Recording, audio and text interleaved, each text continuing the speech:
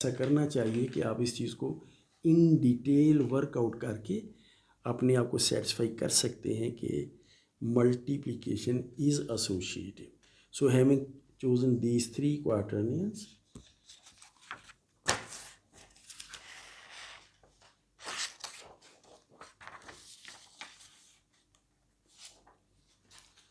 so we established that the multiplication is associative. So we simply note that it can be verified that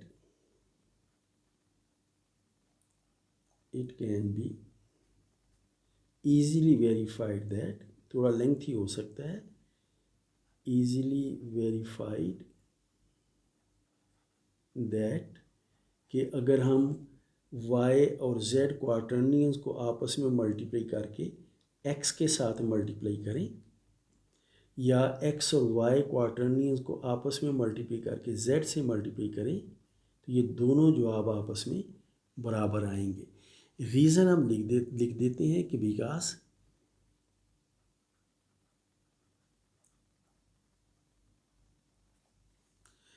multiplication of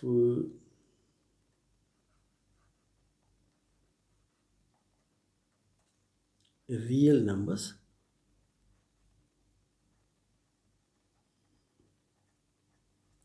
is associative, and एक चीज़ हम और भी यहाँ observe कर देते हैं, and further we note that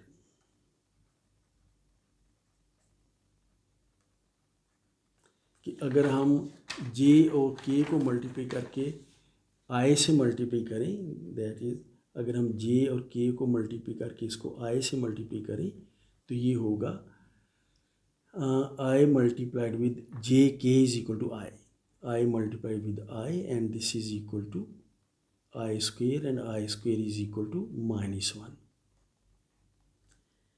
This, and अगर आप I और j को मल्टीप्लाई करें और फिर इसे k से मल्टीप्लाई करें, तो this will be I j जो है वो k है, this is k multiplied with k, this is equal to k square, this is equal to -1 again. So that ये बात हम बड़ी आसानी से देख सकते हैं कि अगर आप i को j k से मल्टीप्लाई करें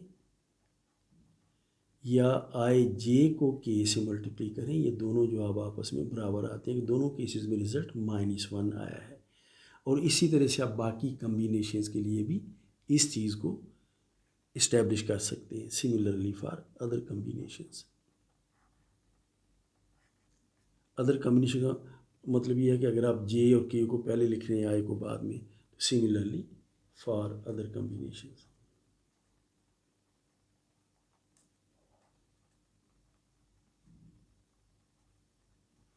तो हमने सिर्फ इस चीज़ को एज ए कमेंट लिख दिया है कि चूँकि रियल नंबर्स की मल्टीप्लिकेशन एसोसिएटिव होती है, और ये जो i j k हमने लिए हैं इनकी मल्टीप्लिकेशन भी एसोसिएटिव होती है, इसलिए जब आप क्वार्टर्नियंस को आपस में मल्टीप्लाई करेंगे तो क्वार्टर्नियंस की मल्टीप्लिकेशन भी एसोसिएटिव है.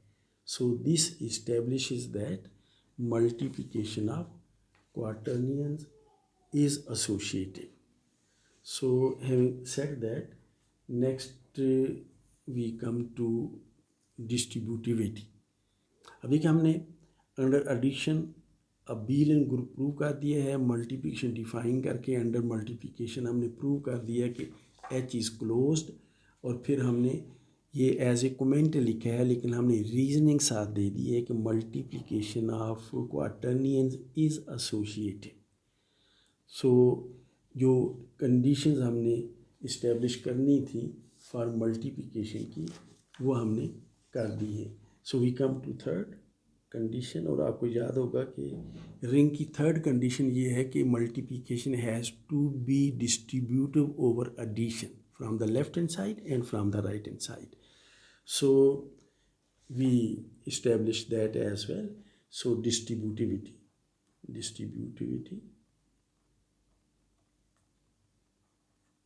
और डिस्ट्रीब्यूटिव लॉज। हम लॉज इसलिए लिखते हैं क्योंकि हमारे पास दो लॉज हैं, एक distributivity from left hand side, second distributivity from right hand side. और आप जानते हैं डिस्ट्रीब्यूटिव लॉ के लिए we need 3 elements, so we consider 3 quaternions. So let 3 Hamilton's quaternions. So let x, y, z belong to H, where x is equal to, इसे जैसे पहले हमने लिखा था x not plus x1i plus y plus x2j plus x3k, and then y is equal to y naught plus y1i plus y2j plus y3k, and then z is equal to z naught plus z1i plus z2j plus z3k. So we consider these 3 Hamilton quaternions. Then हम इसी तरह से comment कर देते हैं कि then it can be easily verified that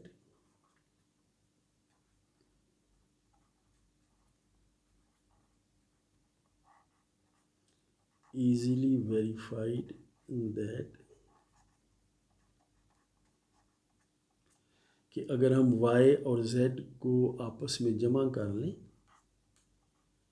और x के साथ मल्टीप्लाई करें, या हम x को y से मल्टीप्लाई कर दें और x को z से मल्टीप्लाई करके आपस में जमा करें, तो ये दोनों रिजल्ट्स आपस में बराबर होंगे।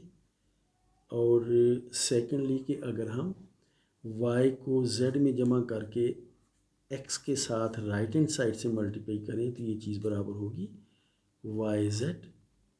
yx प्लस zx, यानी कि लेफ्ट हैंड साइड से राइट हैंड साइड से ये डिस्ट्रीब्यूट होंगे। And this law, please note that this law again depends upon distribution of multiplication over addition in the set of real numbers. So this can be easily verified that this happened, and the reason is that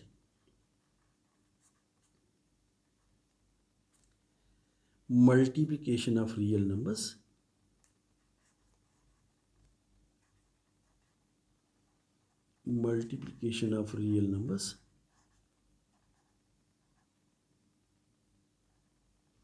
distributes over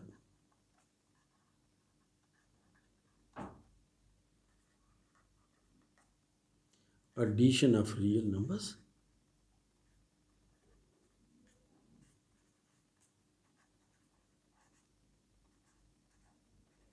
from both sides. इसको verify करने के लिए आपको इस चीज़ की ज़रूरत पेश आएगी, फ्राम बोथ साइड्स। और इसी तरह से आप आई जे के लिए भी बड़ी आसानी से ऑब्जर्व कर सकते हैं, it also obeys same laws.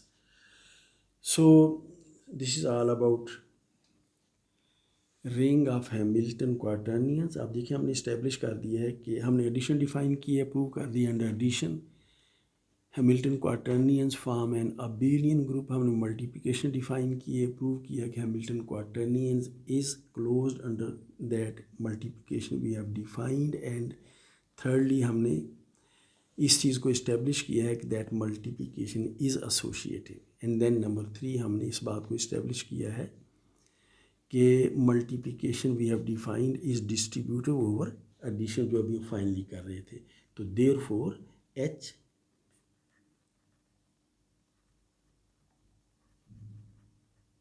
H the set of Hamilton quaternions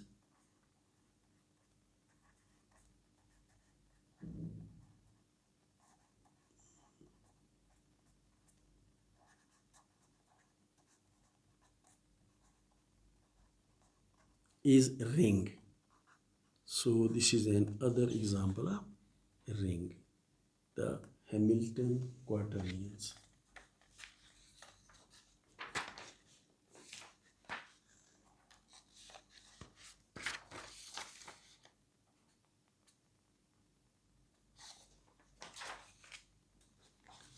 So we have established an example of ring, and that is ring of Hamilton quaternions. So let's discuss few more examples, and our next example is going to be the ring of quadratic integers. ये नाम आपने इससे पहले शायद ना सुना हो, quadratic integer, लेकिन आप देखेंगे जब हम वर्कआउट करेंगे तो ये चीज़ें काफ़ी आसानी से आपको समझ आ जाएंगी। इन चीज़ों का ताल्लुक क्वाड्रेटिक इक्वेशंस के साथ है, तो और इन चीज़ों का ताल्लुक फिर पॉलिनोमियल्स के साथ है, लेकिन इन चीज़ों की तरफ जाए बगैर भी आप इन चीज़ों को समझ जाएंगे और बड़ी आसानी से क्वाड्रेटिक इक्वेशन और क्वाड्रेटिक फार्मूले के साथ इन चीज़ों को आप रिलेट कर सकेंगे। So we come to ring of quadratic integers. So let's come to ring of quadratic integers.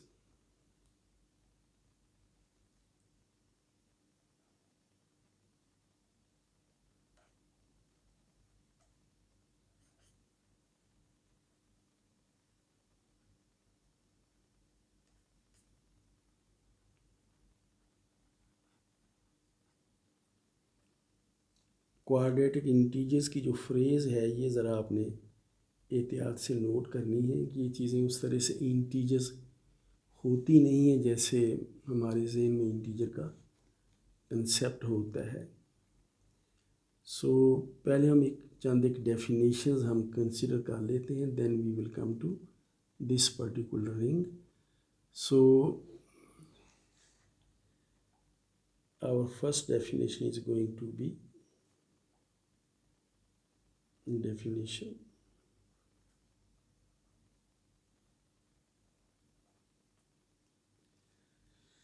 N integer के माने इंटीजर जो आप जानते हैं, z is set of integer, उसके एलिमेंट जो है वो इंटीजर्स हैं। So an integer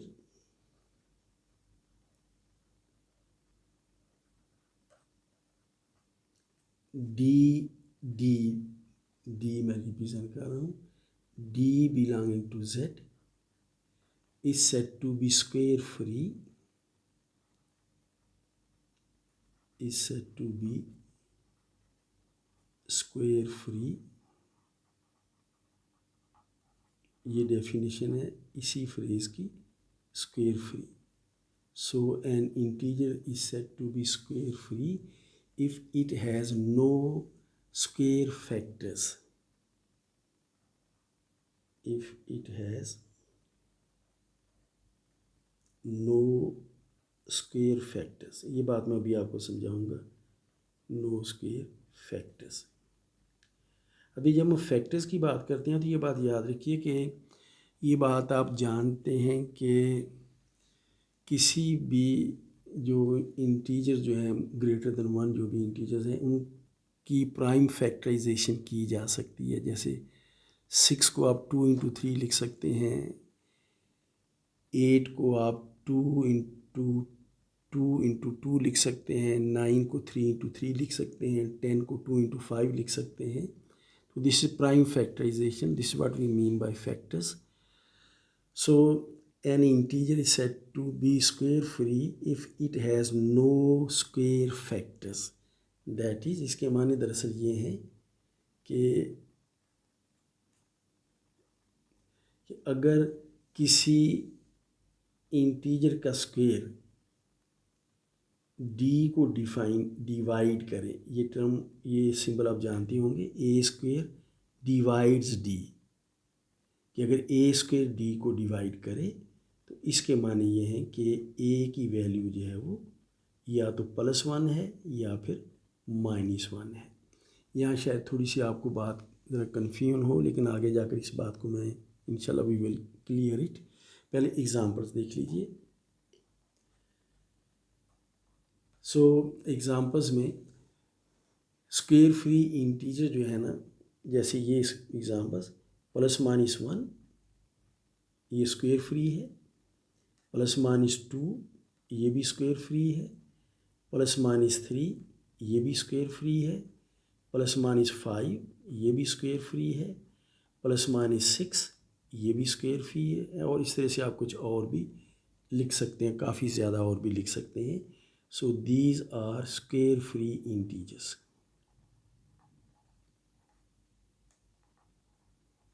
These are square free integers. Let's take counter example, integers which are not square free. So counter example.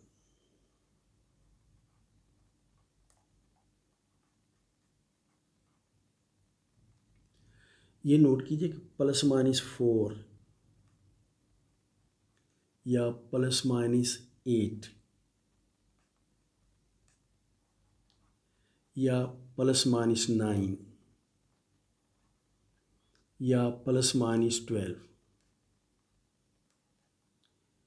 and so on, +-16, +-18 as well.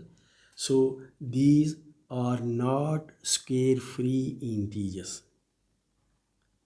These are not square free integers.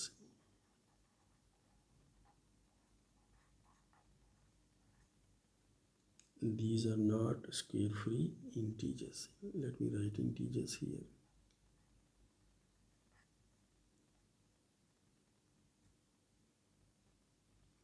अब देखिए इस मतलब +-4, पहले +4 ले लीजिए।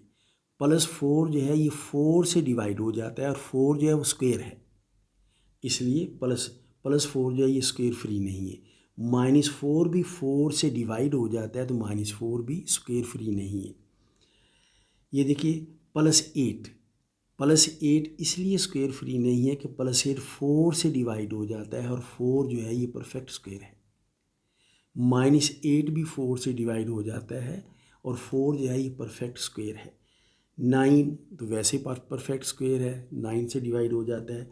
12 देखिए, 12 4 से divide हो जाता है और 4 परफेक्ट स्क्वायर है, इसलिए +12 जो है ये स्क्वायर फ्री नहीं है। सो मैं इसकी थोड़ी सी एक्सप्लेनेशन एक नोट की शक्ल में दे देता हूँ, हम फिर एक दो एग्जांपल्स और भी देख लेंगे। Note: to see whether an integer is square free, to see whether an integer is square free,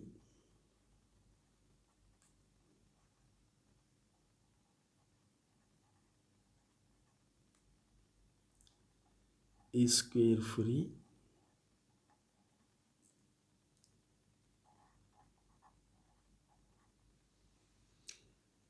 form its prime factorization, form its prime factorization,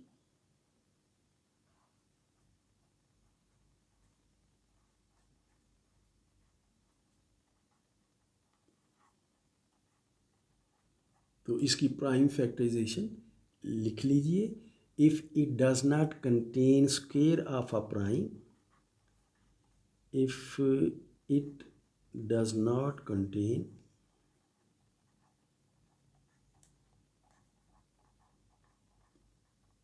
square of a prime,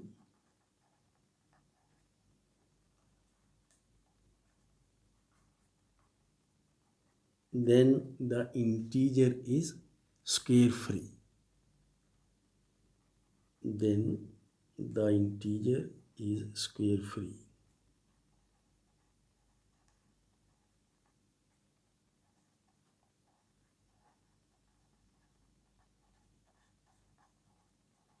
मैं इसकी एग्जांपल आप एक दे देता हूँ। फ़र्ज़ कीजिए कि we consider integer 42, so consider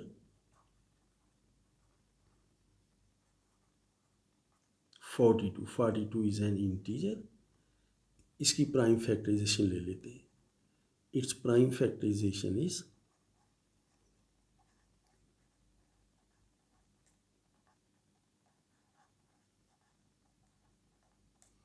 आप जानते हैं फैक्टराइजेशन प्राइम फैक्टराइजेशन के लिए करते आप ये हैं कि सबसे छोटे प्राइम के साथ डिवाइड करते हैं। वो इस केस में 2 है, तो 42 को 2 से डिवाइड करें, बाकी आ जाता है 21। फिर नेक्स्ट इंटीजर 3 से डिवाइड होता है 3, फिर next 7।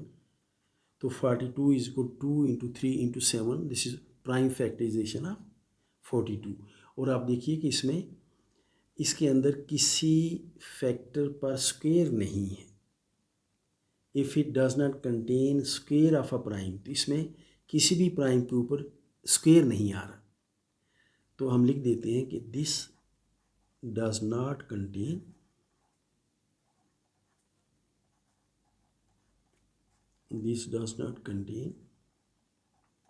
square of a prime, square of a prime. Therefore 42 is square free. Therefore 42 is square free.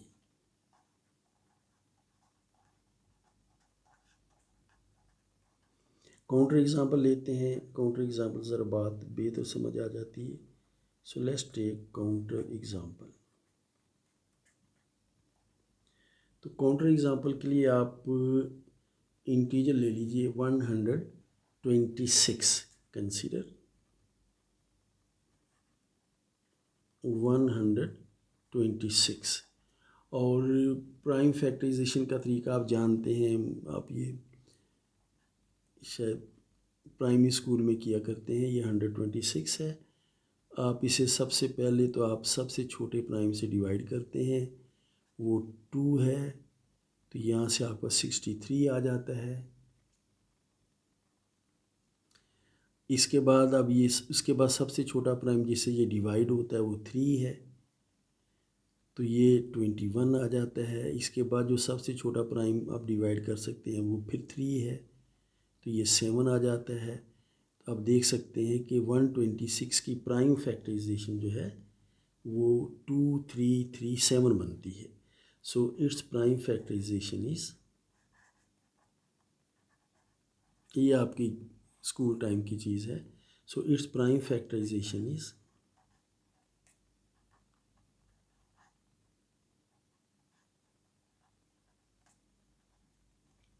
126 is equal to 2 multiplied with 3 multiplied with 3 multiplied with 7। और इसे आप चाहें तो यूँ भी लिख सकते हैं कि 2 मल्टीप्लाइड विद 3 का स्क्वायर मल्टीप्लाइड विद 7। तो आप देखिए 126 की जो प्राइम फैक्टराइजेशन है ना, इसमें प्राइम 3 का स्क्वायर एग्जिस्ट करता है, या 3 2 टाइम्स एग्जिस्ट करता है इसी फैक्टराइजेशन में। तो प्राइम 3 का स्क्वायर एग्जिस्ट करता है, तो therefore 126 is not square free. Therefore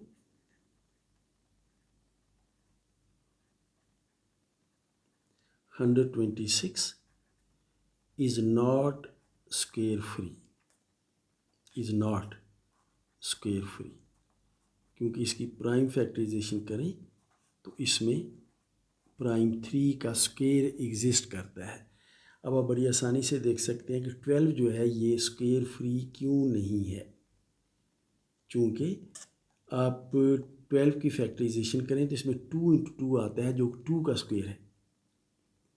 तो अगर किसी इंटीजर की प्राइम फैक्टराइजेशन में किसी प्राइम का स्क्वायर एग्जिस्ट ना करे, किसी भी प्राइम का स्क्वायर एग्जिस्ट ना करे, तो वो स्क्वायर फ्री कहलाता है। अगर किसी इंटीजर की प्राइम फैक्टराइजेशन में किसी प्राइम का स्क्वायर एग्जिस्ट करे तो वो फिर स्क्वायर फ्री नहीं होता। सो स्क्वायर फ्री इंटीजर्स और वो इंटीजर जो स्क्वायर फ्री नहीं होते, हमारा कंसर्न ज़्यादा उन इंटीजर्स के साथ होगा जो स्क्वायर फ्री हैं, यानी कि ऐसे इंटीजर्स जो किसी प्राइम के स्क्वायर से डिवाइड नहीं होते या उनकी फैक्टराइजेशन में किसी प्राइम का स्क्वायर किसी भी प्राइम का स्क्वायर एग्जिस्ट नहीं करता, you must say. So having said that,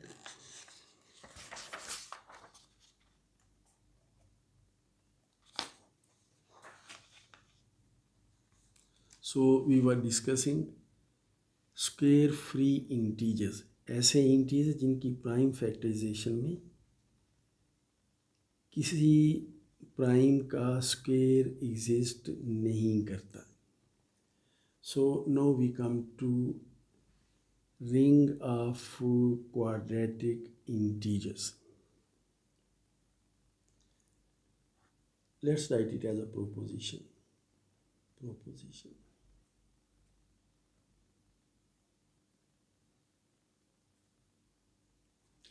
So let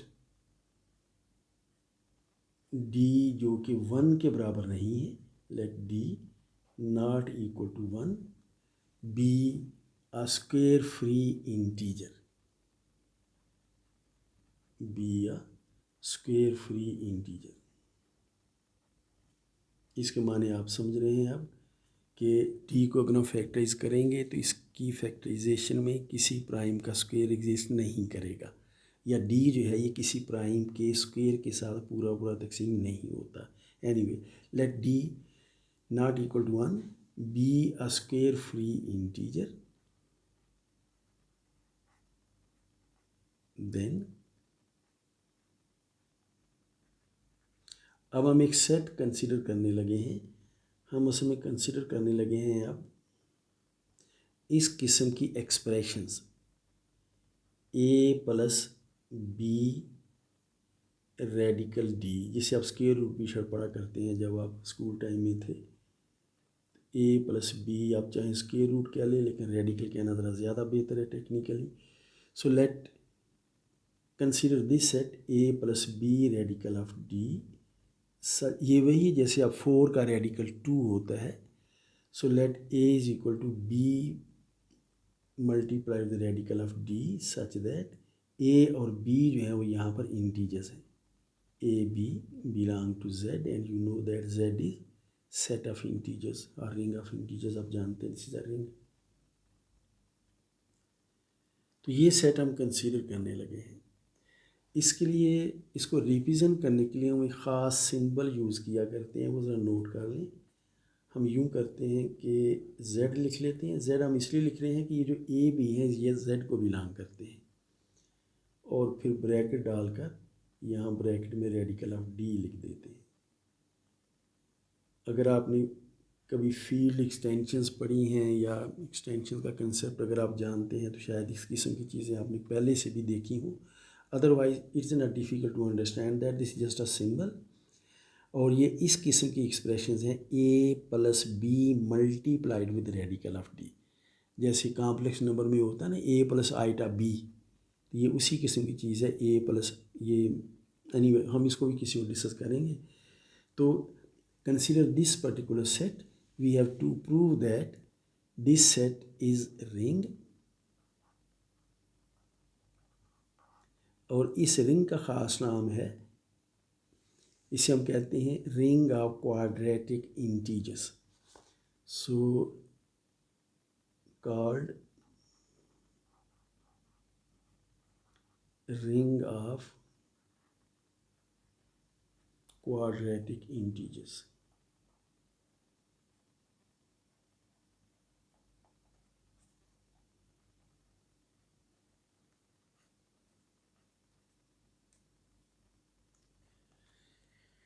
So a plus b radical of d where d is a square free integers, इस किस्म की एक्सप्रेशंस का सेट जो है ना ये एक रिंग बनाता है। So we have to prove that this is a ring. So let's prove that.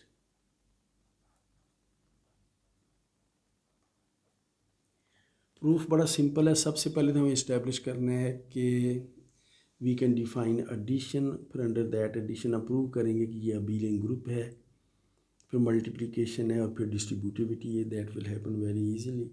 So first of all we come to addition.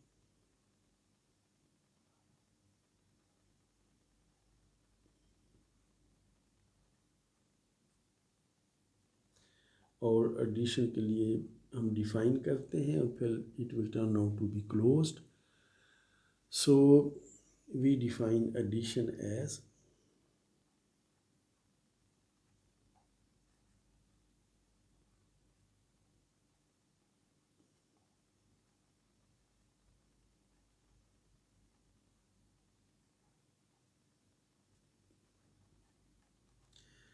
हम मज़ीद सिंबल यूज़ नहीं करते, हम इसी तरह से एक्सप्रेशंस को लिख लेंगे कि ये छोटी एक्सप्रेशन है, we can handle this very easily.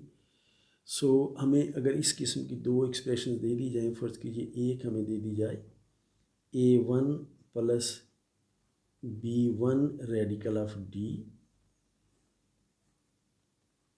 और दूसरी हमें दे दी जाए A2 plus B2 radical of D, और इन दोनों एक्सप्रेशंस को जमा करना हो तो जमा करने के लिए हम सिर्फ यूँ करेंगे कि ये जो रेडिकल के बगैर वाली है ना चीज़ें, जैसे A1 और A2, इनको हम जमा कर लेंगे, A1 plus A2 and then plus B1 radical of D plus B2 radical of D में से हम रेडिकल ऑफ D कॉमन ले लेंगे, तो यहाँ पर आ जाएगा B1 plus B2 radical of D. और आप देख सकते हैं कि A1 A2 इंटीजर्स हैं तो इनका सम भी इंटीजर होगा, B1 B2 इंटीजर है तो इनका सम भी इंटीजर होगा. तो ये फिर इसी किस्म की एक्सप्रेशन है, an integer plus an integer multiplied with radical of D. So this particular thing belongs to this particular set जिसे हमने इस सिंबल के साथ रिप्रेजेंट किया हुआ है, ये इसको बिलोंग करता है. तो therefore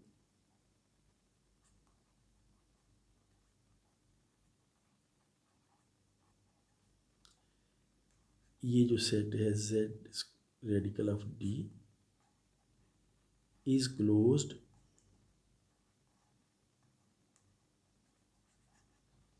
under addition we have defined.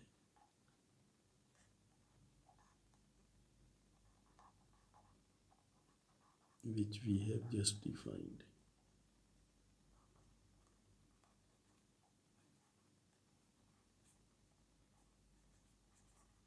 तो अब देखो बड़ी सिंपल सी बात है इन दोनों को ऐड करना. ये उसी तरह है जैसे आप कॉम्प्लेक्स नंबर्स को ऐड करते हैं, exactly in the same way. तो this is the way we define addition. and under addition this particular set is closed. And secondly we have to see that this addition is associative. So associativity of addition.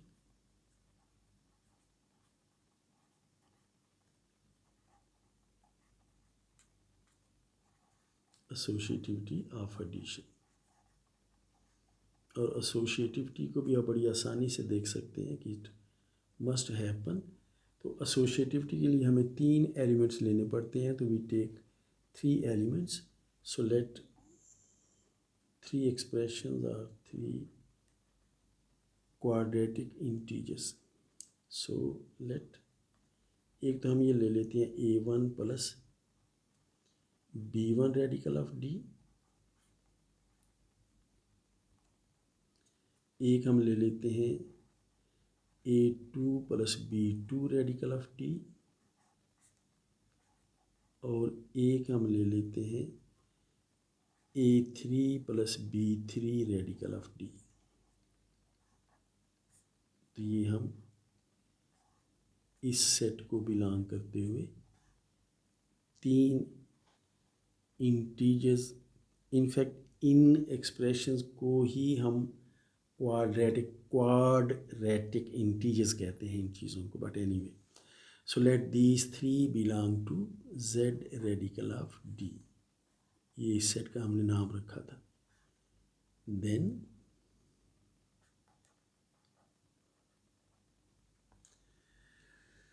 अब we have to establish their associativity. तो इस काम को बड़ी आसानी से आप verify कर सकते हैं, लेकिन एनीवे देन हम 2 को ऐड कर लेते हैं, तीसरे को बाहर लिख लेते हैं. तो हम A1 plus B1 radical of D को हम बाहर लिख लेते हैं और 2 को हम ऐड कर लेते हैं, प्लस इन दोनों को ऐड कर लेते हैं। A2 plus B2 radical of D, then plus A3 plus B3 radical of D।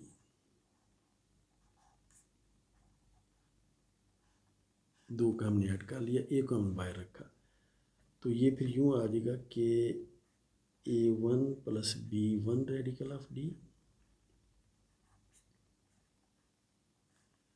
Plus इन दोनों का अब जमा करते हैं और प्रोसेस मैंने आपको बताया है ऊपर, तो ये आ जाएगा A2 प्लस B2,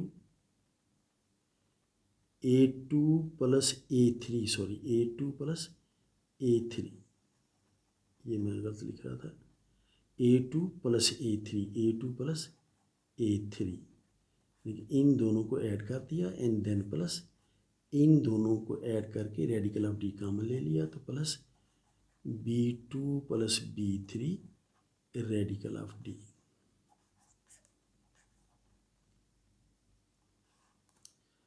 तो अब हम इस को इसके साथ जमा करते हैं और तरीका यही होगा कि हम इन दोनों को जमा कर लेंगे, फिर इन दोनों में से रेडिकल ऑफ D कॉमन ले लेंगे, तो ये आ जाएगा A1 plus A1 plus A2 plus A3, ये चीज़ इनको जमा कर लिया एंड देन प्लस इनको जमा करके रेडिकल ऑफ D कॉमन ले लेते हैं, तो ये आ जाएगा B1 plus B2 plus B3 radical of D, वो हम कॉमन ले रहे हैं इनके बाहर, radical of D common, and this is equal to, अब आप जानते हैं इंटीजर्स की एडिशन जो है वो एसोसिएटिव होती है, तो अगर आप चाहें तो ये ब्रैकेट, ये वाली जो ब्रैकेट है, इसे आप इन दोनों के गिर्द डाल सकते हैं, तो so this can be written as A1 plus A2 plus A3 because addition of integers is associative, तो आप ऐसा कर सकते हैं। वही काम हम यहाँ भी कर लेते हैं, ब्रैकेट इन दो गिर्द डाल देते हैं, so B1 plus B2 and then plus B3 और रेडिकल ऑफ D बाहर। अब इसे आप देख लीजिए कि इसे अब हम लिख सकते हैं कि A1 plus A2 and then plus B3 radical of D and then, मतलब आप इन दोनों के साथ मिलाकर आप एक बना सकते हैं और एक इसके साथ ये बना सकते हैं। सो लेट्स डू दैट, मैं इसे आपको बताता हूँ।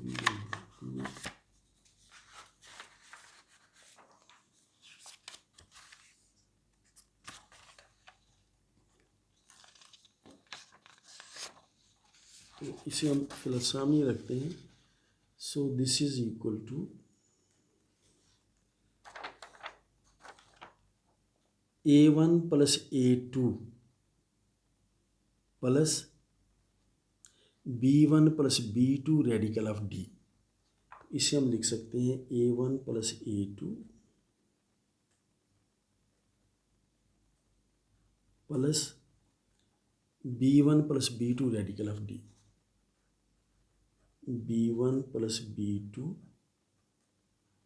रेडिकल ऑफ D, ये तो एक हो गया, and then plus A3 plus B3 radical of D, A3 plus B3 radical of D plus A3 plus B3 radical of D, and this is equal to, अब इसे अब लिख सकते हैं A1 plus B1 radical of D,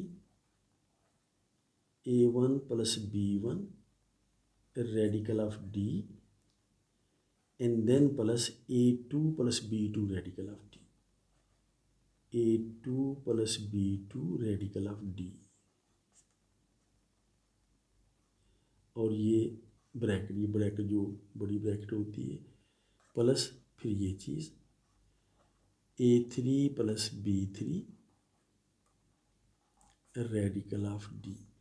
तो अब देखिए हमने बात यहाँ से शुरू की थी कि A1 plus B1 radical of D को हमने इन दो के सम में ऐड किया था, ये और फिर इन दो को ऐड किया, तो रिज़ल्ट हमारे पास क्या है, इन दो का सम देखिए, और फिर ये जो तीसरा था ये फिर बाय वायर है हमारे पास यहाँ पर, and this is what associativity is. तो therefore addition is associative, therefore addition is associative। वैसे ये स्टेप्स जो हमने किए हैं, हम ना भी करते तो इन्हें आप बड़ी आसानी से खुद कर सकते थे। ये चीज़ें बहुत आसान होती हैं लेकिन थोड़ी लेंथी हो जाती हैं, और आप बड़ी आसानी से ये चीज़ें खुद कर सकते हैं। ये डिपेंड करता है कि चूँकि सेट ऑफ इंटीजर्स में एडिशन एसोसिएटिव है, इसलिए ये जो क्वाड्रेटिक इंटीजर्स हैं इनकी भी एडिशन जिस तरीके से हमने डिफ़ाइन की है ये भी एसोसिएटिव होगी। So we have defined addition, और हमने प्रूव कर दिया है कि अंडर एडिशन जो हमारा सेट है Z रेडिकल ऑफ D वो क्लोज्ड है। सेकेंडली हमने प्रूव कर दिया है कि एडिशन जो हमने डिफ़ाइन की है वो एसोसिएटिव है।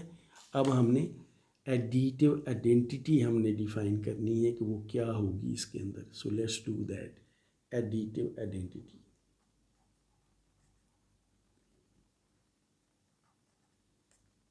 एडिटिव आइडेंटिटी, और ये बड़ी सिंपल सी बात है कि हम नोट करते हैं कि देयर एग्जिस्ट ये particular element 0 plus 0 radical of D, ये बिलोंग करता है इस पर्टिकुलर सेट को जिसे हमने इस सिंबल के साथ रिप्रेजेंट किया है, सच दैट फॉर एनी, कि आप इसका कोई और एलिमेंट ले लें, फर्ज कीजिए आप A plus B radical of D ले लेते हैं जो कि इसको बिलोंग करता है Z रेडिकल ऑफ D को, तो ये एक ऐसा एलिमेंट इसके अंदर है कि अगर आप इसका कोई और एलिमेंट ले लें तो अगर हम इनको आपस में जमा करें, यानी कि हम इसको 0 प्लस 0 रेडिकल ऑफ D को हम जमा करें इस एलिमेंट के साथ A plus B radical of D के साथ, तो अब देखिए जमा करने का तरीका जो है ना वो ये है कि आप पहले दोनों को आपस में जमा कर लेते हैं, तो आप 0 को और A को जमा कर लेंगे, एंड देन प्लस इन दोनों में से आप रेडिकल ऑफ D कॉमन ले लेते हैं, तो ये आ जाएगा 0 प्लस B और रेडिकल ऑफ D। ये एडिशन का ये तरीका हमने डिफ़ाइन किया है। और अब ये देख लीजिए कि ये 0 प्लस A जो है वो आ जाएगा A, and then plus 0 plus B आ जाएगा B रेडिकल ऑफ D। तो अगर आप इसे A plus B radical of D में जमा करें तो A plus B radical of D ही आता है, एंड सिमिलरली अगर आप A plus B radical of D में इसको पहले रखें और 0 प्लस 0 रेडिकल ऑफ D इसमें अगर आप जमा करें तो आप बड़ी आसानी से देख सकते हैं कि इसका जवाब भी A plus B radical of D ही आएगा। तो इसके माने ये हैं कि इसे आप किसी भी क्वाड्रेटिक इंटीजर के लेफ्ट हैंड साइड से ऐड करें या क्वाड्रेटिक इंटीजर की राइट हैंड साइड पे ऐड करें, तो रिज़ल्ट हमेशा वही क्वाड्रेटिक इंटीजर ही रहेगा। तो therefore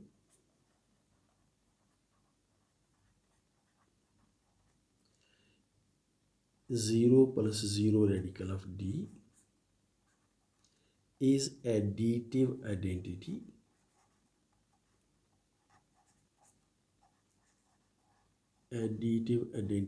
in this particular set, जिसे हमने Z square root Z radical of D या स्क्वायर रूट ऑफ डी, लेकिन बेटर से जेड रेडिकल ऑफ डी में दिस इज एडिटिव आइडेंटिटी.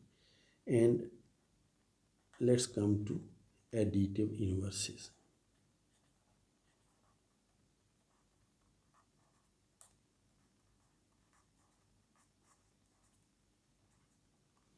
तो कोई भी हमें इस किस्म की एक्सप्रेशन जो है ना, A plus B radical of D, इन्हें क्वाड्रेटिक इंटीजर कहते हैं. ये बड़ा सा नाम है, लेकिन बहरहाल हमें यूज़ करना होगा.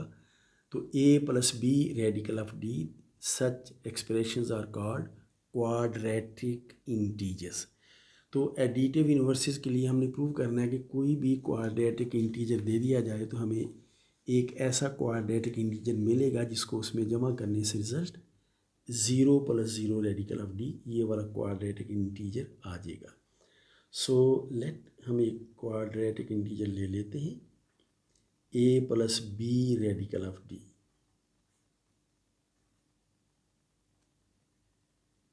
सो let a plus b radical of d belong to z radical of d. Then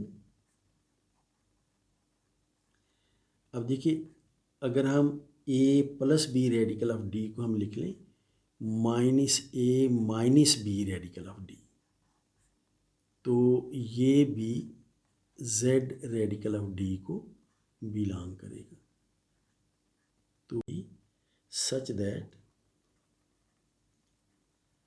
कि अगर हम इन दोनों को आपस में जमा करें, A plus B radical of D को हम अगर जमा करें minus A minus B radical of D में, तो आप देख सकते हैं ज़्यादा डिटेल में लिखने की ज़रूरत नहीं है. ए प्लस माइनस ए हो जाएगा 0, और उसके बाद फिर बी रेडिकल ऑफ डी और minus B radical of D में से रेडिकल ऑफ डी कॉमन लेंगे तो बी माइनस बी वो फिर 0 हो जाएगा. So this is 0 radical of D.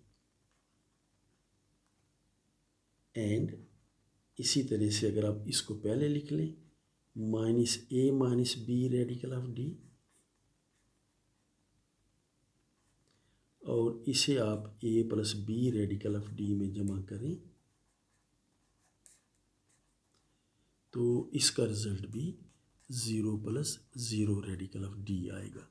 और 0 प्लस 0 रेडिकल ऑफ डी जो है ये एडिटिव आइडेंटिटी है. तो therefore this particular element is additive inverse of this element. तो therefore this quadratic integer is additive inverse of this quadratic integer. Therefore minus a minus b radical of d is additive inverse of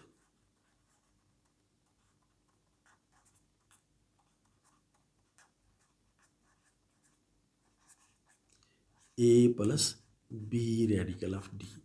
So therefore additive inverses exist in our set of quadratic integers.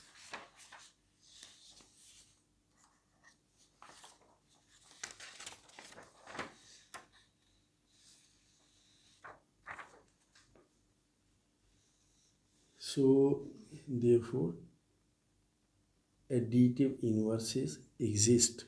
Therefore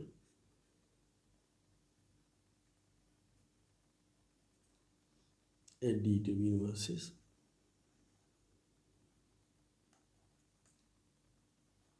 additive inverse of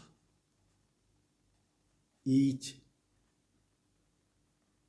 element of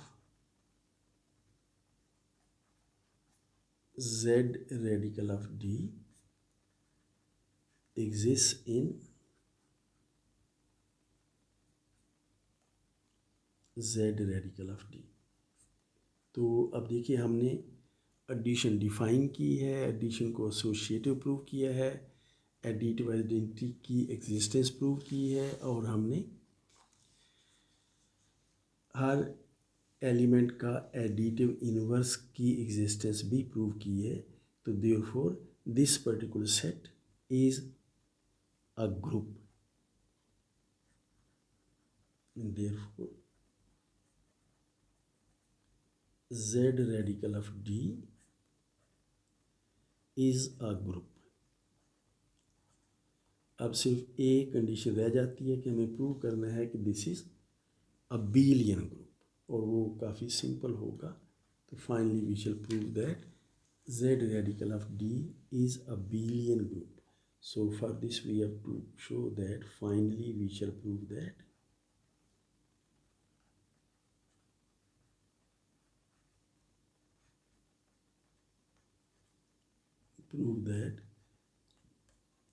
addition, ये operation जो है ना, is commutative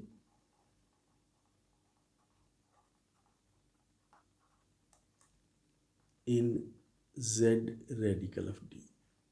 तो हमने prove करना है कि इसमें जो ऑपरेशन हमने डिफाइन किया है वो कम्यूटेटिव है. तो हम कोई दो एलिमेंट्स ले लेते हैं. तो आप कह लीजिए कि let A1 plus B1 radical of D and A2 plus B2 radical of D हम ले लेते हैं इसके. तो let A1 plus B1 radical of D, ये क्या एलिमेंट, और दूसरा आप ले लीजिए A2 plus B2 radical of D. These two elements belong to Z radical of D. Then हम इन दोनों को जमा करते हैं. Then A1 plus B1 radical of D plus A2 plus B2 radical of D is equal to, अब by definition आप जानते हैं एडिशन की हमारी ये है कि A1 और A2 को हम आपस में ऐड कर देंगे, A1 plus A2, and then plus B1 radical of D और B2 रेडिकल ऑफ D को ऐड करके रेडिकल ऑफ D कॉमन ले लेंगे. तो ये आ जाएगा B1 plus B2 radical of D. और आप जानते हैं कि एडिशन ऑफ इंटीजर जो है ये कम्यूटेटिव होती है. तो अगर आप चाहें तो A1 प्लस A2 को आप A2 प्लस A1 लिख सकते हैं, A2 plus A1, and then plus B1 plus B2 को आप B2 प्लस B1 लिख सकते हैं. तो B2 plus B1 radical of D. और ये अभी आप फिर देख सकते हैं कि इसे आप फिर लिख सकते हैं कि इसे फिर अभी लिख सकते हैं आप A2 plus B2 radical of D, A2 plus B2 radical of D, and then plus A1 plus B1 radical of D plus A1 plus B1 radical of D.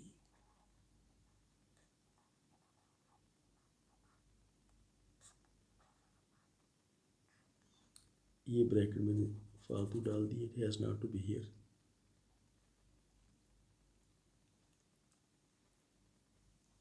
इसी तरह से यहाँ भी इस ब्रैकेट की जरूरत नहीं थी, ये फालतू लग गई.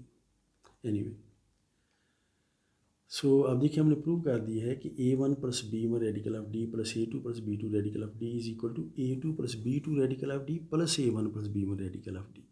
तो this plus this is equal to this plus this. तो therefore addition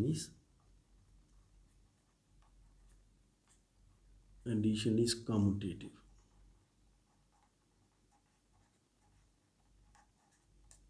in Z radical of D.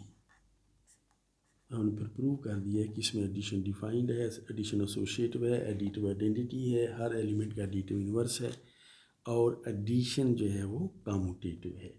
तो देयरफॉर दिस पर्टिकुलर सेट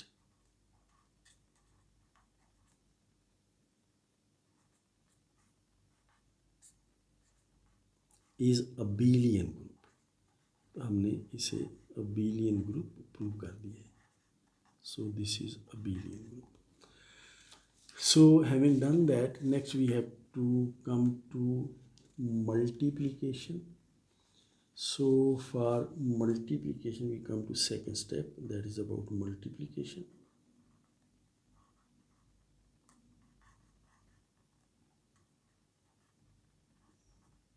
तो मल्टीप्लाई पहले हम डिफाइन करते हैं, जैसे अब कॉम्प्लेक्स नंबर्स में करते हैं। अगर हम पढ़े हैं कॉम्प्लेक्स नंबर तो सेम प्रोसेस। तो कोई दो क्वाड्रेटिक इंटीजर्स हम ले लेते हैं। तो let a1 plus b1 radical of d, इस किस्म की एक्सप्रेशंस को हम क्वाड्रेटिक इंटीजर्स कहते हैं, इस किस्म की। एनीवे तो let a1 plus b1 radical of d और फिर a2 plus b2 radical of d belong to z radical of d। हम इसके ये कोई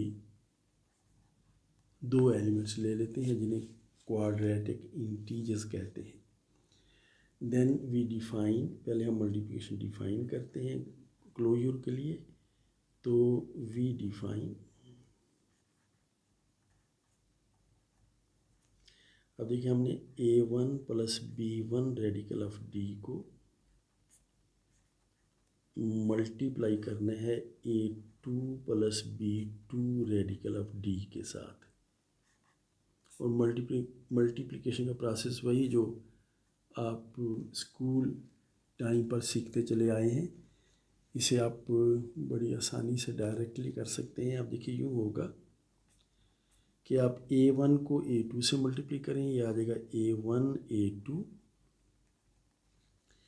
फिर b1 रेडिकल ऑफ d को b2 रेडिकल ऑफ d से मल्टीप्लाई करें तो आ जाएगा b1 मल्टीप्लाइड विद b2, और रेडिकल ऑफ d जब रेडिकल d से मल्टीप्लाई होगा तो d हो जाएगा, रेडिकल d का स्क्वायर इज d। आप जानते हैं स्क्वायर और रेडिकल का साइन एक दूसरे को कैंसिल करते हैं। So b1 radical of d into b2 radical of d is equal to b1 b2 और radical of d into radical of d, ये सिर्फ d आ जाएगा। तो ये तो वो हिस्सा है जो रेडिकल ऑफ d के बगैर है। उसके बाद फिर आप मल्टीप्लाई करेंगे a1 को b2 रेडिकल ऑफ d के साथ, तो ये आ जाएगा a1 b2 radical of d। फिर आप b1 रेडिकल ऑफ d को मल्टीप्लाई करेंगे a2 के साथ, तो ये आ जाएगा b1 a2 radical of d। तो दोनों में से आप रेडिकल ऑफ d कॉमन ले लीजिए, तो आपके पास यहाँ पर आ जाएगा a1 b2 and then plus b1 a2, और दोनों में से रेडिकल ऑफ d जो है ना वो कॉमन ले लिए। तो इसे आप डिटेल में लिखकर देख लीजिए, you can do it very easily. तो आप देख लीजिए कि ये a1 a2 b1 b2 d जो है ना ये इंटीजर्स हैं, तो इनके प्रोडक्ट का सम भी इंटीजर होगा। ये भी इंटीजर्स थे तो इनके प्रोडक्ट्स का सम भी इंटीजर होगा। N integer plus an integer multiplied with radical of d, तो ये उसी किस्म की एक्सप्रेशन है जिस किस्म की एक्सप्रेशन का हमने सेट बनाया था। So this multiplied with this is equal to this and this belongs to z radical of d। तो हम z रेडिकल ऑफ d के कोई दो एलिमेंट्स लेकर उनको मल्टीप्लाई करें तो रिजल्ट हमारे पास z रेडिकल ऑफ d ही का एलिमेंट आता है। So this is the way we define and that is the element of z radical of d। तो therefore z radical of d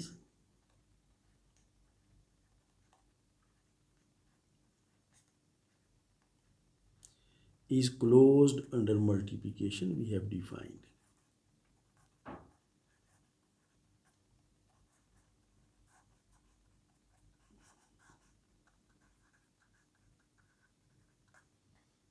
multiplication we have defined. तो जो multiplication हमने define की है उसके अंदर ये जो set z radical of d है ये क्लोज्ड है कि आप इसके कोई दो एलिमेंट्स लेकर उनको मल्टीप्लाई करें तो रिजल्ट भी उसी का एलिमेंट आता है।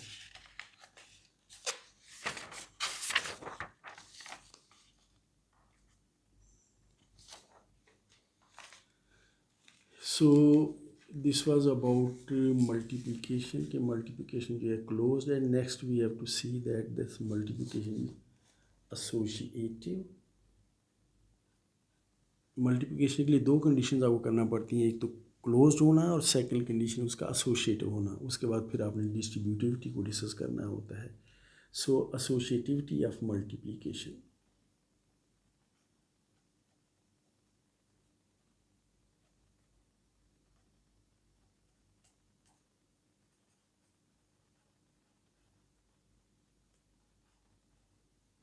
So associativity of multiplication, associativity के लिए आपको 3 एलिमेंट्स लेना होंगे। तो हम 3 एलिमेंट्स ले लेते हैं z रेडिकल ऑफ d के।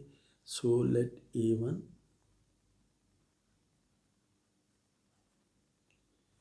Plus b1 radical of d एक element, then a2 plus b2 radical of d second element, and then a3 plus b3 radical of d, ये हमने तीसरा एलिमेंट ले लिया जो कि बिलोंग करते हैं इस पर्टिकुलर सेट को जिसको हमने z रेडिकल ऑफ d के साथ रिप्रेजेंट किया हुआ है, दिस पर्टिकुलर सेट। इसके 3 एलिमेंट्स ले लीजिए। देन अब देखिए एसोसिएटिव लॉ ये कहता है कि अगर आप इन दोनों को आपस में मल्टीप्लाई करने के बाद इसके साथ मल्टीप्लाई करें, यानी कि ये आप पहले a2 plus b2 radical of d को आपस में मल्टीप्लाई करें, a2 plus b2 radical of d और a3 plus b3 radical of d को आपस में मल्टीप्लाई करें, और मल्टीप्लाई करने के बाद जो इसका रिज़ल्ट आता है जो हमने पीछे अभी नोट किया है उसे फिर आप इसके साथ मल्टीप्लाई करें a1 plus b1 radical of d के साथ, इसे मल्टीप्लाई करें। या आप पहले इन दोनों को मल्टीप्लाई करें, इसको a1 plus b1 radical of d को आप मल्टीप्लाई करें इसके साथ a2 plus b2 radical of d के साथ, और इनको मल्टीप्लाई करने के बाद जो रिज़ल्ट आता है उस रिज़ल्ट को फिर आप इसके साथ मल्टीप्लाई करें a3 plus b3 radical of d के साथ, तो ये जवाब और ये दोनों जवाब आपस में बराबर आएंगे। अब ये बात बज़ाहिर तो लगता है लेंथी होगी करने में, लेकिन इन प्रिंसिपल ये चीज़ प्रूव करने में कोई टेक्निकल डिफ़िकल्टी नहीं आएगी। उसकी रीज़न ये है कि इंटीजर्स की मल्टीप्लिकेशन जो है वो एसोसिएटिव होती है, और आप इसको अगर वर्कआउट करेंगे तो you should be able to establish that. मतलब इसे आप सिंप्लीफाई करें, जो रिज़ल्ट आता है उसे नोट करें, फिर इसे सिंप्लीफाई करें, जो रिज़ल्ट आता है उसे नोट करें, दोनों रिज़ल्ट्स आपस में इक्वल होंगे, and this can be verified, this can be verified very easily, और क्या चीज़ पेश आएगी, बाय यूजिंग प्रॉपर्टीज ऑफ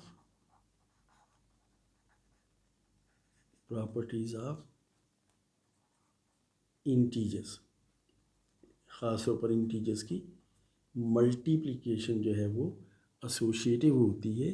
तो इसको जब वर्कआउट करेंगे तो जो इंटीजर्स की मल्टीप्लिकेशन के एसोसिएट होने की प्रॉपर्टी है वो आपको ज़रूरत पेश आएगी। इसको वर्कआउट करने के लिए मुमकिन है एडिशन की भी ज़रूरत पेश आए, लेकिन but it will be very easy thing to do. So therefore multiplication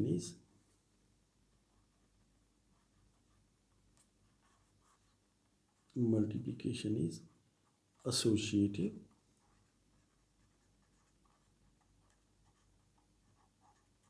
in इस पर्टिकुलर सेट में जिसे हमने z रेडिकल ऑफ d से रिप्रेजेंट किया है। So this is associativity. तो हमने एडिशन डिफ़ाइन की है, अंडर एडिशन हमने इसे अबेलियन ग्रुप प्रूव किया है। एसोसिएटिविटी हमने मल्टीप्लिकेशन डिफ़ाइन की है, मल्टीप्लिकेशन को एसोसिएटिव इस्टेब्लिश किया है, और एक चीज़ फिर अभी रह जाती है, that is distributivity of multiplication over addition. So now we come to distributive laws.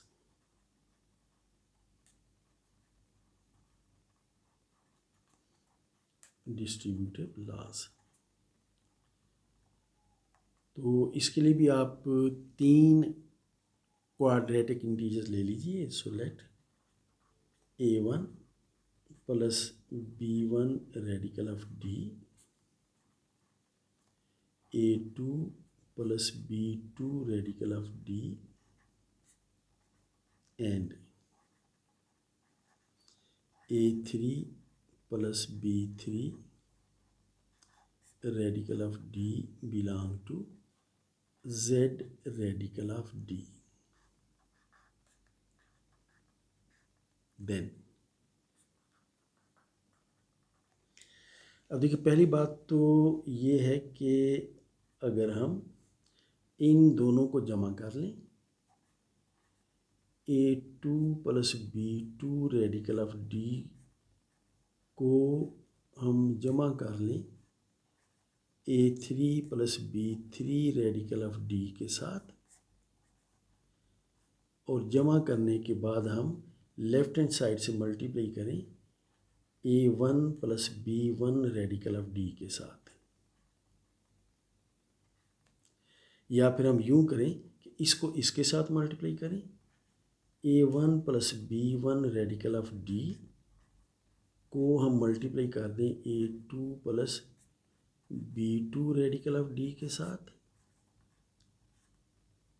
और इसी तरह से हम A1 plus B1 radical of D को हम मल्टीप्लाई कर दें A3 plus B3 radical of D के साथ, और फिर ये इन दोनों को जमा कर दें। मैंने एडिशन का निशान पहले डाल दिया, लेकिन भाई इनको जमा कर दें तो ये रिज़ल्ट इस रिज़ल्ट के बराबर होगा। और सेकेंडली, अगर हम इनको जमा करके पहले लिखें, ये जो हमने जमा किया हुआ है कि A2 plus B2 radical of D और A3 plus B3 radical of D, इन दोनों का सम हम पहले लिख लें और इसको हम राइट हैंड साइड पर ले जाकर A1 plus B1 radical of D को राइट हैंड साइड पर ले जाकर हम मल्टीप्लाई करें तो जवाब वही आएगा जो कि इन दोनों को आपस में मल्टीप्लाई करके A2 plus B2 radical of D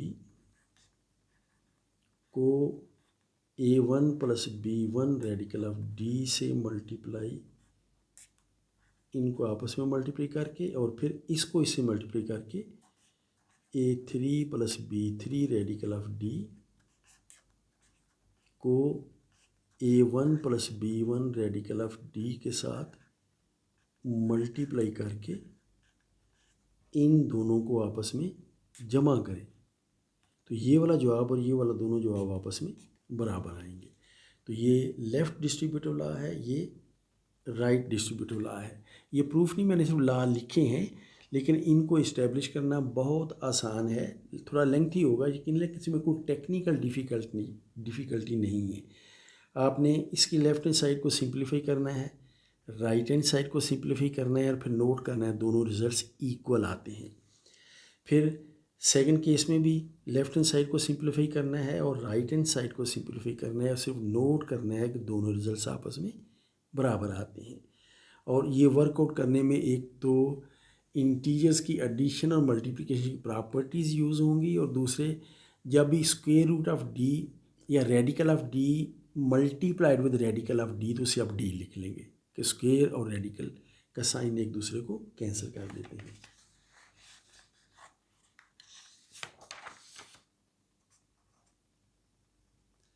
So this can be verified very easily. This can be verified very easily.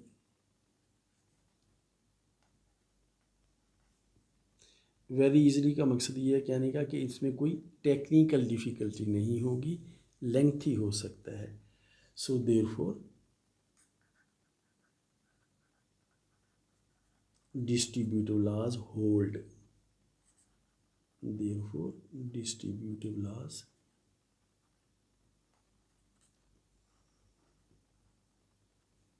hold in Z radical of D.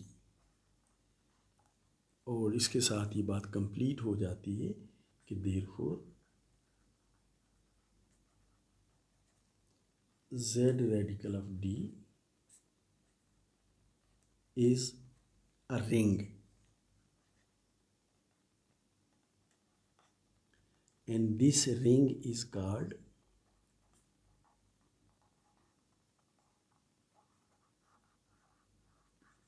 ring of quadratic integers. Ring of quadratic integers.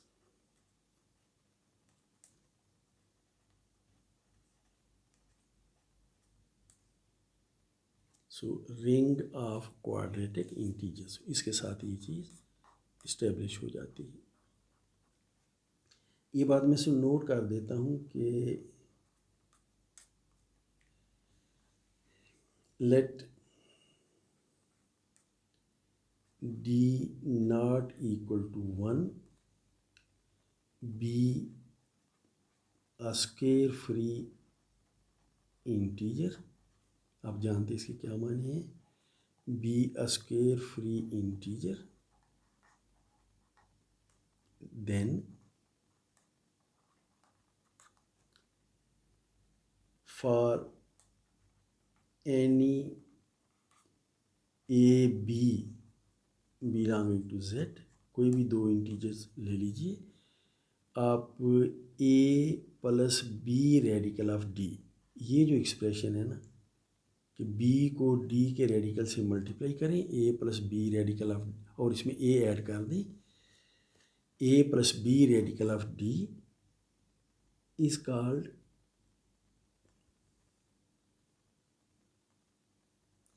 a plus b radical of d is called quadratic integer। ये definition समझ लीजिए, this is quadratic integer।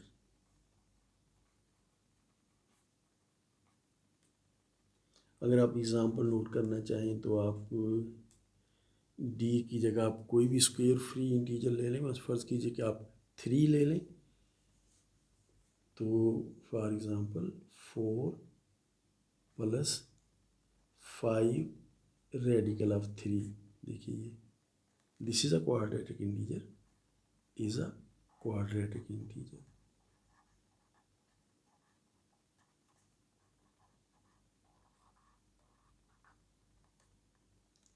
तो quadratic integer quite simple thing.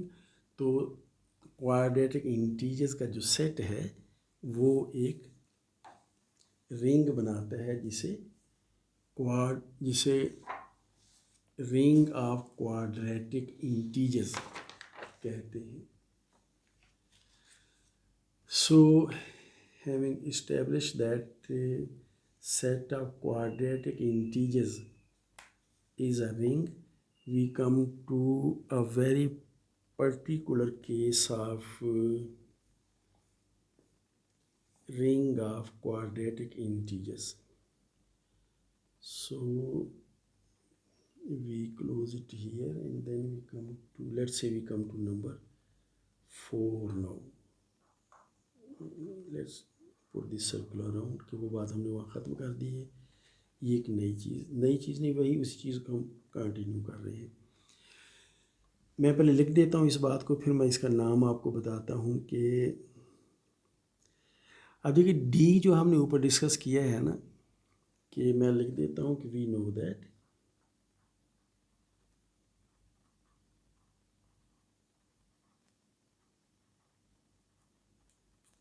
For d not equal to 1 and d being square free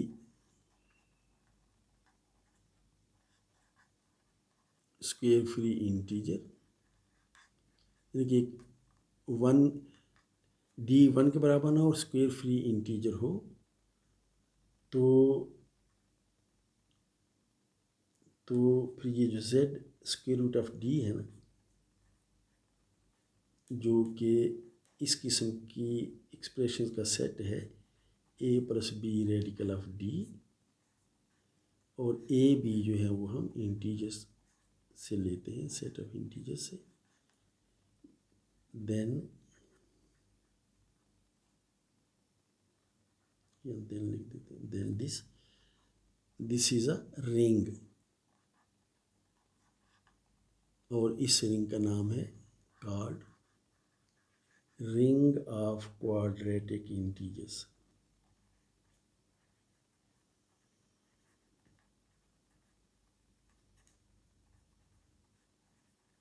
ये हमने जो अभी discuss की है। अब सिर्फ एक काम हम करते हैं और कि लेट, अब देखिए डी पर कंडीशन है कि डी 1 नहीं होना चाहिए, लेकिन डी के -1 होने पर कोई कंडीशन नहीं है, तो हम डी -1 ले लेते हैं। और आप जानते हैं कि -1 जो है ना, ये भी स्क्वायर फ्री इंटीजर है, you can very easily convince yourself. So let D is equal to -1, then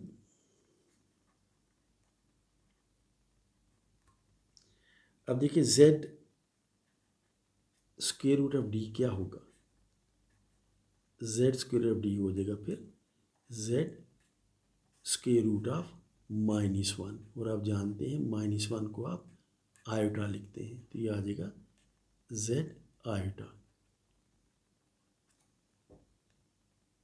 so z iota जो है ना, ये फिर हमारे पास होगा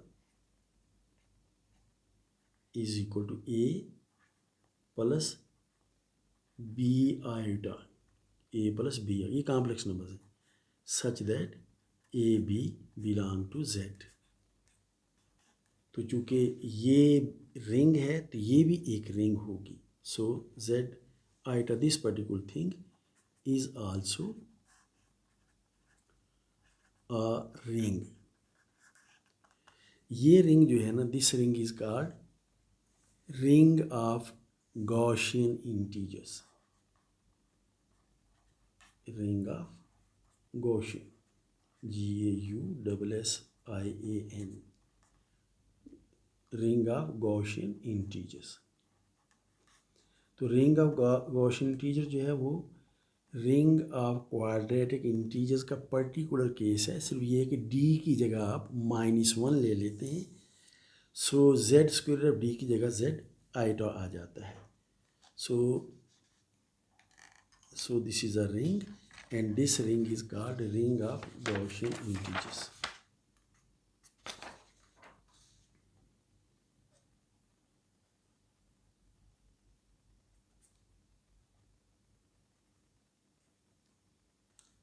Is called ring of Gaussian integers.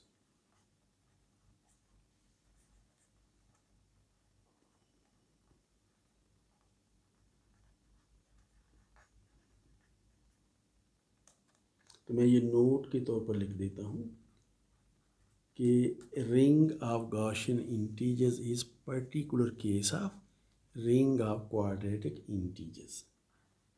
So ring of Gaussian integers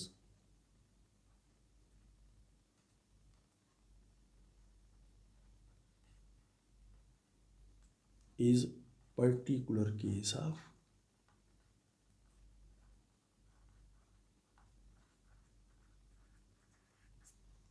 ring of quadratic integers।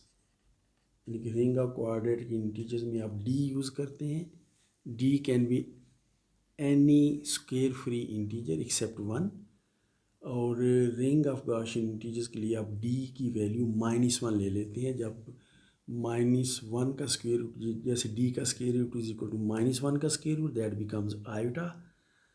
तो in this case the ring obtained is called ring of Gaussian integers, which is particular case of ring of quadratic integers। तो एक तो ये note, दूसरा ये note है कि ये जो रिंग ऑफ गॉसियन इंटीजर्स हैं, ये दरअसल कॉम्प्लेक्स नंबर्स ही होते हैं। वो कॉम्प्लेक्स नंबर्स जिनके रियल पार्ट भी इंटीजर होते हैं और इमेजिनरी पार्ट भी इंटीजर होते हैं। अब देखिए a plus b iota, a plus b iota, iota is equal to square root of -1. So this is a complex number. A and b are integers. So Gaussian integers are complex numbers whose real parts and imaginary parts are integers. So Gaussian integers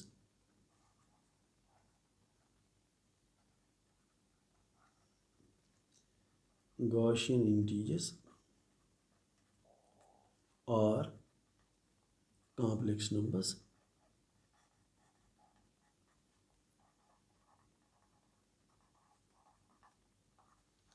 a plus b iota,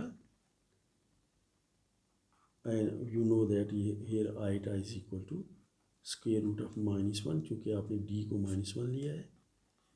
So Gaussian integers are complex number a plus iota b where a and b are integers. So वो complex numbers जिनके real और imaginary part जो है वो integers हों, Gaussian integers कहलाते हैं. So an important thing to note,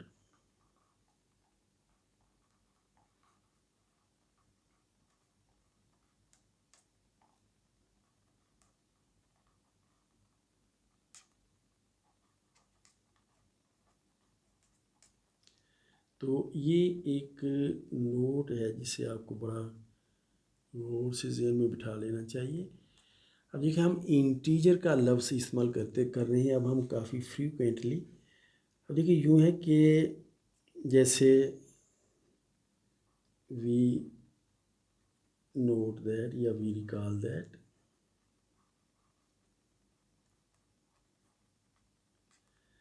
जैसे अगर आप लिखें, जैसे पीछे मैंने एक एग्ज़ाम्पल लिखी थी आपके लिए कि 4 + 5 रेडिकल ऑफ 3, हम रिकॉल कर रहे हैं, मैं पीछे वाला लिख देता हूँ एक्सप्रेशन. तो 4 + 5 radical of 3 is quadratic integer.